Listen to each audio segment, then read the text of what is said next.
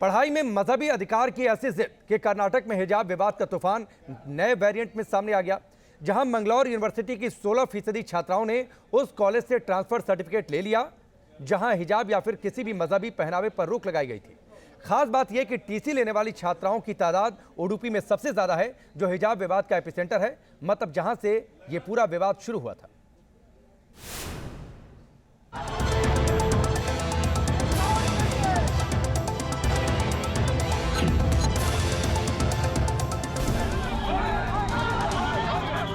कर्नाटक में शिवमोगा से उडुपी तक टीपू सुल्तान बनाम वीर सावरकर पर संग्राम अभी खत्म नहीं हुआ।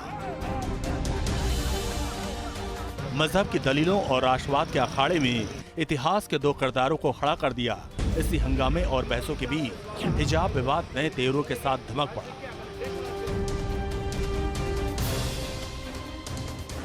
ड्रेस कोड में हिजाब की ऐसी जिद कि कर्नाटक में ये विवाद फिर उठ गया। अदालत के फैसले के बाद भी हिजाब की जिद क्यों? ड्रेस कोड में हिजाब नहीं तो क्या खतरे में इस्लाम? देश संविधान से चलेगा या फिर मजहब की दलीलों से? ड्रेस कोड में किसी भी धार्मिक पहनावे पर हाईकोर्ट का फैसला आए महीनों हो गए। जब सब कुछ सामान्य लगने लगा था तो अचानक मैंगलोर विश्वविद्यालय से मुस्लिम छात्राओं से जुड़ी ऐसी खबर आई जिसने सबको चौंका दिया।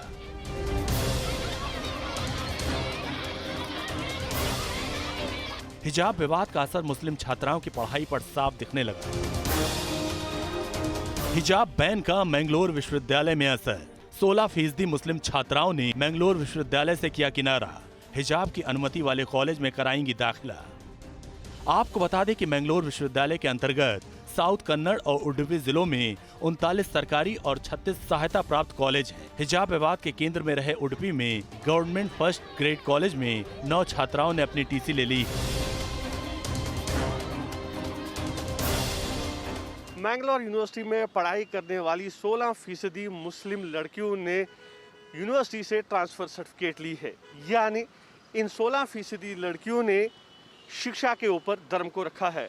लेकिन 84% मुस्लिम लड़कियां आज भी मैंगलोर यूनिवर्सिटी से जुड़े कॉलेजों में पढ़ाई कर रही है।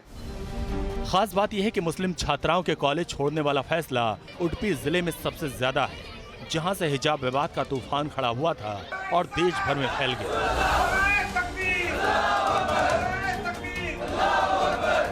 ड्रेस कोड में हिजाब और बुर्के ही नहीं, किसी भी धार्मिक पहनावे पर रोक लगी थी, मगर पीएफआई जैसे संगठनों ने भड़काऊ एजेंडा चलाया। मजहब के ठेकेदारों ने शरीयत और हक हकूक की दुहाई दी और ऐसा तूफान खड़ा कर दिया कि देखते ही देखते हिजाब विवाद पर ऐसा बवंडर उठा जो आज तक शांत नहीं हो पाया और लपेटे में आ गई मुस्लिम बेटियों की पढ़ाई। उडुपी और दक्षिण कन्नड़ में जनवरी से लेकर अब तक कई मुस्लिम छात्राएं स्कूल कॉलेज से किनारा कर चुकी हैं। बिना हिजाब परीक्षाएं भी छोड़ चुकी हैं। कर्नाटक में हिजाब पर विवाद, मुस्लिम संगठन खोलेंगे कॉलेज। कर्नाटक के सरकारी स्कूल कॉलेज में ड्रेस कोड में धार्मिक पहनावे पर रोक लगी थी, तो जुलाई में ही साउथ कर्नाटक में मुस्लिम संगठन 13 नए निजी कॉलेज खोलने के आवेदन किए हैं। इन कॉलेजों में हिजाब पर पाबंदी नहीं होगी।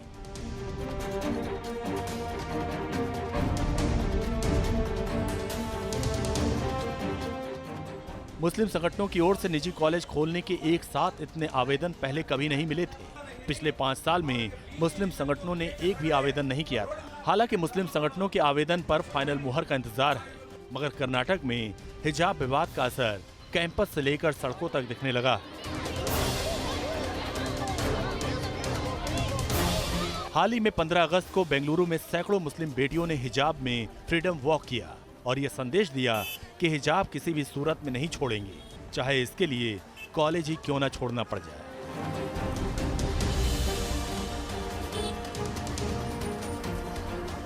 मैंगलोर यूनिवर्सिटी के कुल 75 कॉलेज है जो दक्षिण कन्नड़, उडुपी और कोडगु जिले में है। लेकिन सभी छात्राएं जिन्होंने ट्रांसफ़र सर्टिफिकेट ली है वो दक्षिण कन्नड़ और उडुपी ज़िले से ही है। गौरतलब है कि उडुपी ज़िले से ही हिजाब विवाद की शुरुआत हुई थी। ऐसे में पहले ही अंदाज़ा लगाया जा रहा था कि हाईकोर्ट के फैसले के बाद इसका असर उडुपी और आसपास के ज़िलों में देखने को मिल सकता है। वीडियो जर्नलिस्ट मोनीश के साथ यासर मुश्ताक, न्यूज़ नेशन, बेंगलुरु। कर्नाटक से निकले हिजाब विवाद में देश ने क्या क्या नहीं देखा। शहर शहर एंटी सीएए पैटर्न पर प्रदर्शनों का सिलसिला चला, भड़काऊ तकरीरें दी गईं, यहां तक कि अलकायदा ने भी भारत के मुसलमानों को भड़काने का दांव चला। यही विवाद एक बार फिर कर्नाटक में दबे पांव दस्तक दे रहा है।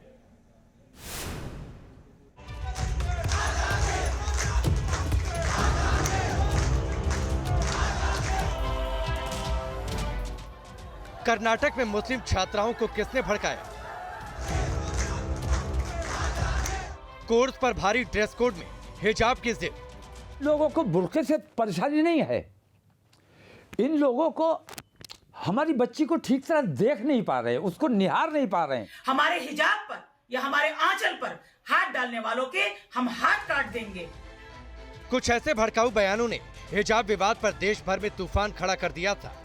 कर्नाटक के उडुपी में जनवरी को सरकारी सर्कुलर आया था जिसमें ड्रेस कोड को प्रभावी बनाने की बात की गई। इसके बाद उडुपी की 6 मुस्लिम छात्राओं ने हाई कोर्ट में गुहार लगाई।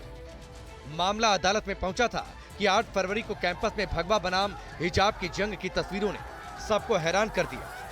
वो तस्वीर थी मुस्कान की।